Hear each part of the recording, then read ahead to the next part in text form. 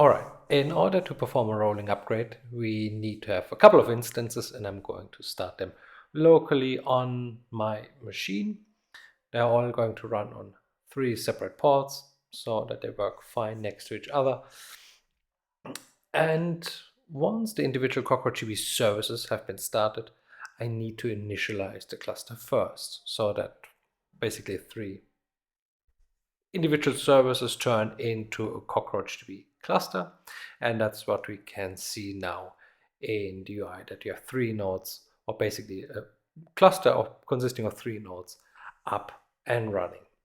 We see the current version 22.1, and that a couple of ranges still need to upreplicate, which is completely normal after initializing a new cluster. In the next step, I'm going to launch HAProxy, which serves as my load balancer, so that the application, or my workload in this example, has a consistent single entry point into the cluster, and that the SQL sessions and connections can basically get distributed across all of those 3 instances. That, by the way, you can see when you look at the port, which is not the same port as the individual CockroachDB services. So I'm accessing the CockroachDB cluster via HAProxy.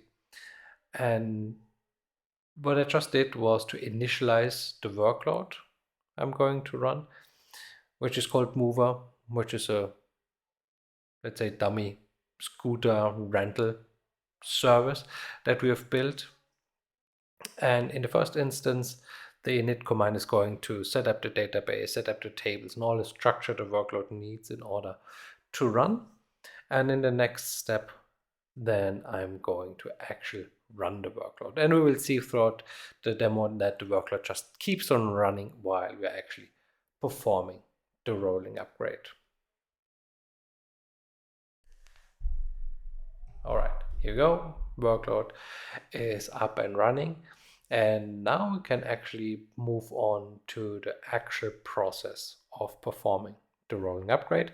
You can see in the background that the new ranges that have been created by the workload are still upreplicating. And once that's done, it's safe to start with removing individual nodes or upgrading individual nodes.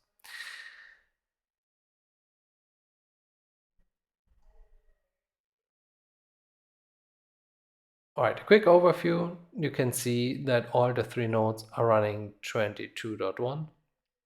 Just to confirm that.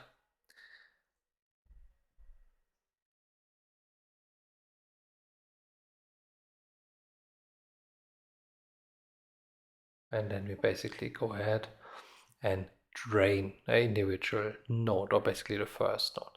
And draining means that the open sessions or transactions can finish. We close the sessions. So it's basically a graceful stop of the individual CockroachDB service. And once the draining was successful, we actually kill the process ID associated with that node.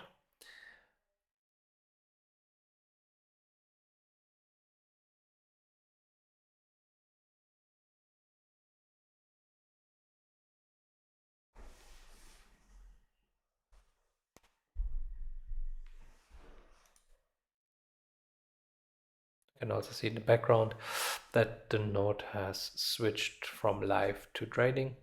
And now we need to figure out the actual process ID to kill after the successful draining. Then we go ahead, kill that process.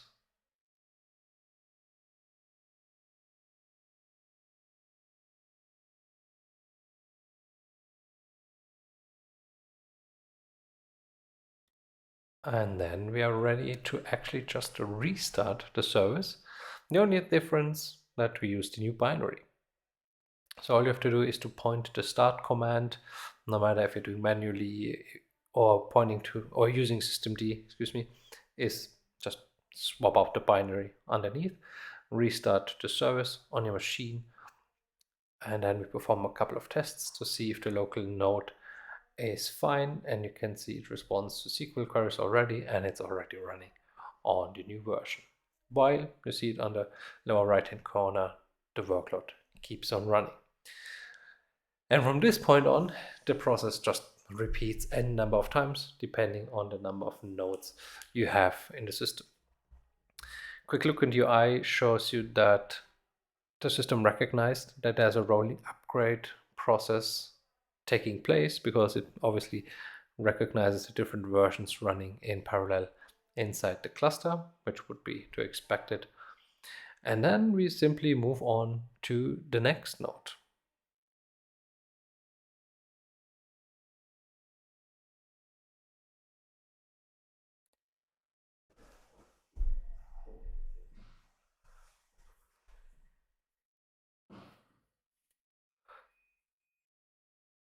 Follow the same procedure, perform the draining, and then finally killing the associated process ID.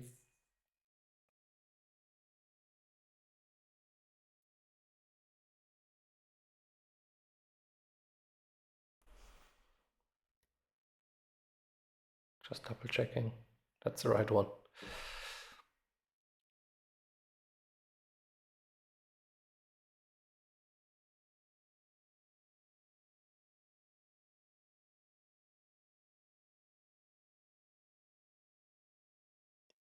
And then once that's done, we can go ahead and restart the next node with the desired version.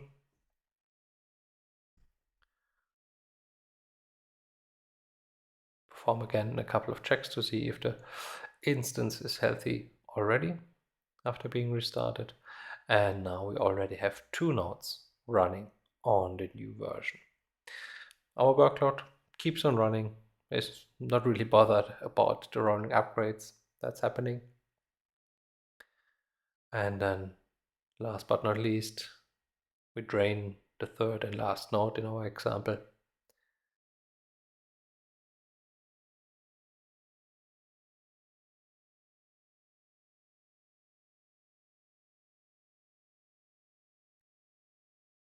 I mean, obviously depending on, let's say, the load on the system and what type of transactions are currently running, it can take a couple of seconds or minutes to successfully drain a node.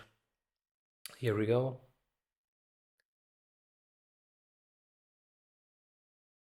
You can see the UI also gives you a visual representation of what we are performing. So you can see the live status while the upgrade is running.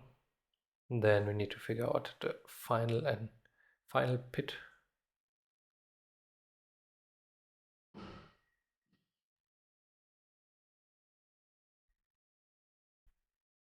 And then starting again the third node.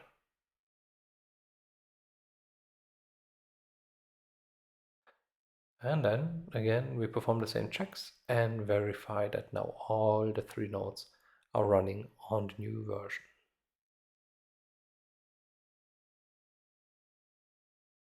Alright, perfect, here we go.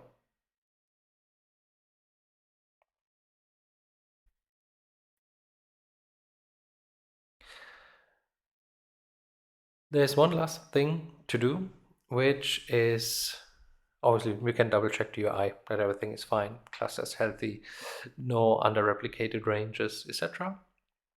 And also now we can move ahead and go into the SQL shell again and check the cluster version, which we did in the beginning, which should still be 22.1. Why is that? Because typically there's a grace period for the cluster so that you can monitor how the system behaves, etc., before we finally apply the, let's say, changes that cannot be downgraded or taken back. So there's a certain grace period by default. For the sake of the demo, obviously that will be overwritten, or basically we just don't care, so to speak, and let the cluster apply the upgrade. So the cluster is now running on 22.2 while the workload still keeps on running.